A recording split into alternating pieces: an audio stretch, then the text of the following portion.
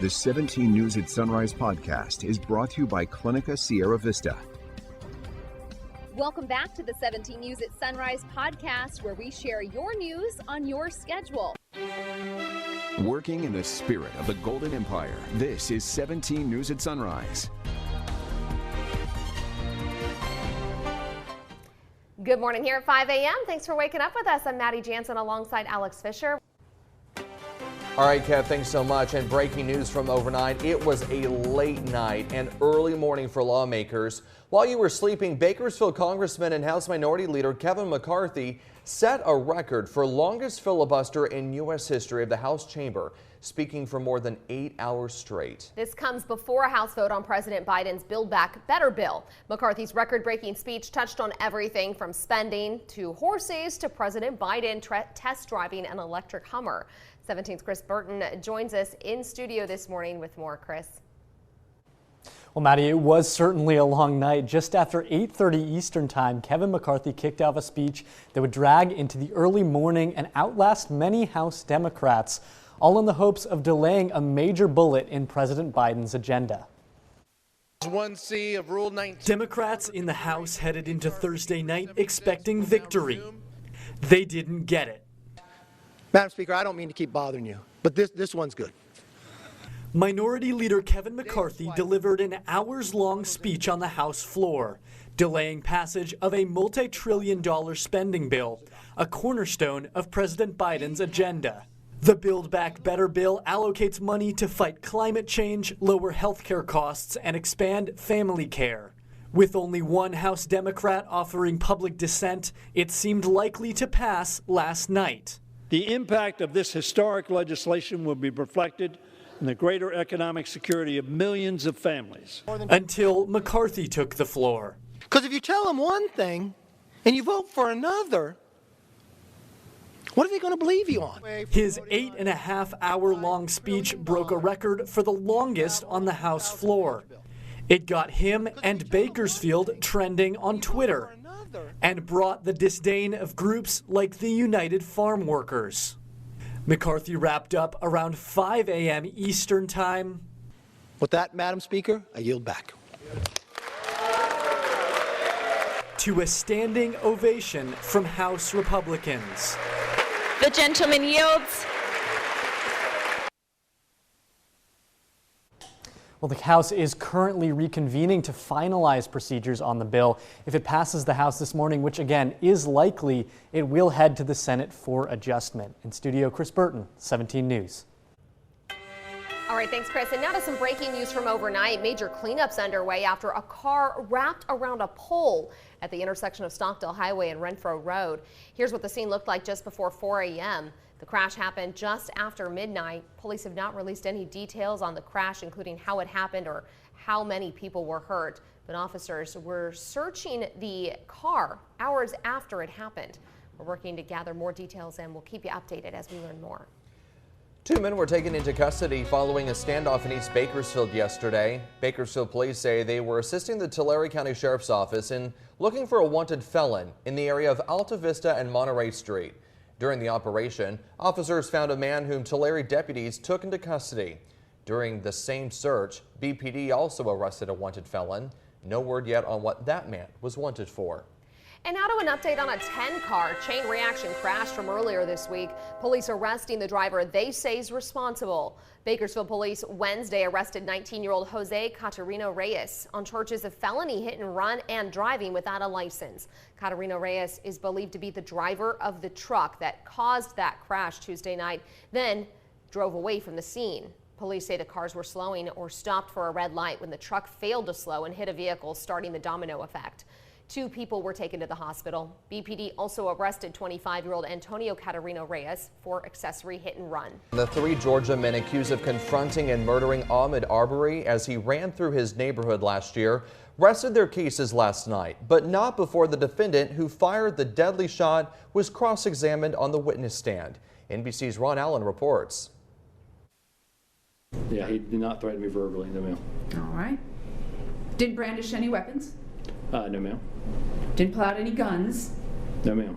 In the final day of testimony, prosecutors spent hours challenging Travis McMichael's claim that Ahmaud Arbery attacked him and that he shot and killed Arbery in self-defense back in February of last year. Didn't pull out any knife? No, ma'am. Never reached for anything, did he? No. He just ran? Yes, he was just running.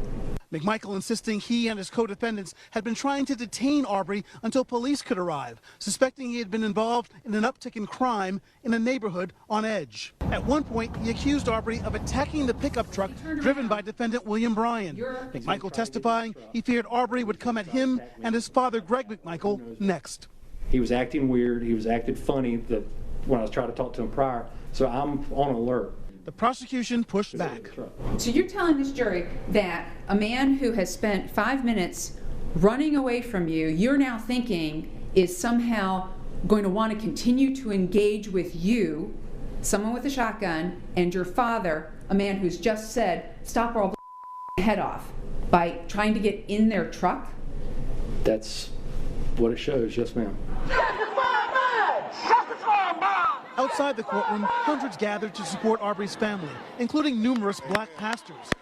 I'm thankful for this family who has allowed... In response to a defense attorney's request to restrict the number of ministers Arbery's family can invite to court, singling out 2 men again this morning. The court is authorized to exclude Reverend Sharpton and Reverend Jackson from the courtroom without a hearing. The judge again refused the request for the relief of Arbery's family. I just want to say thank you to all the pastors who traveled near and far to come and just to be with us in this very, very difficult time. And making headlines around the state this morning, leaders of California's high-speed rail project say the recently passed federal infrastructure package could help the project a lot. The leader of the state's $100 billion and counting bullet train project noted the legislation provides about $58 billion over 6 different programs up for grabs. High-Speed Rail Authority CEO Brian Kelly says the rail authority is ready to compete for some of that money. His optimistic outlook came as the High-Speed Rail Authority board's monthly meeting. There, board members also got an update on construction, where significant work has been completed on the 119-mile track between Bakersfield and Madera. It's welcome news to the board, which has seen constant delays and cost overruns for the project. We can't continue moving forward, giving deadlines that we can't meet or costs that keep escalating. We have to be as clear as we can in moving this project forward. Project leaders are looking forward to more federal action on President Biden's Build Back Better plan, which they say could provide even more financial opportunity for the bullet train. 17 News is your local election headquarters, and California is in the process of drawing new congressional and legislative districts that will shape the political landscape of our state for the next 10 years. The draft map puts large portions of both Fresno and Bakersfield in the same Senate district. This would mean California's 5th and 9th largest cities would be represented by the same senator. Republican political analyst Kathy Abernathy said this would have a big impact on constituents here in Kern. It affects the strength of this county and this community, a major city, when the elected official you're voting for finds that more than half their population of that district is a 2-hour drive from here, which is Fresno, which has a different agenda and certainly no oil production like we have here. And so it changes the impact that you have with one elected official who will fight for those industries, fight for our economy. The California Citizens Redistricting Commission is hearing input from the public on the draft maps later this week. Now to a high-profile court case with Los Angeles-based attorneys asking Kern County to allow them to continue to represent the man charged with the rape and murder of 13-year-old Patricia Alatorre. Attorneys Thomas Requejo and Joel G. Garcia say they've gained the confidence of Armando Cruz and his family over the past year and a half and are quite familiar with the case.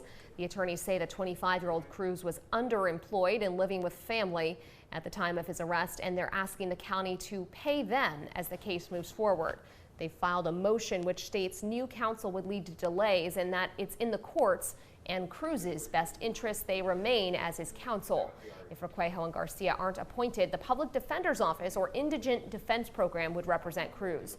Cruz is accused of raping and strangling 13-year-old Alatorre to death after driving from Inglewood and picking her up near her Bakersfield home in July of last year. He's due back in court next week. He could face the death penalty if convicted. Here at home, we continue to track a slow decline of new COVID-19 cases in Kern County, but we're learning of more deaths.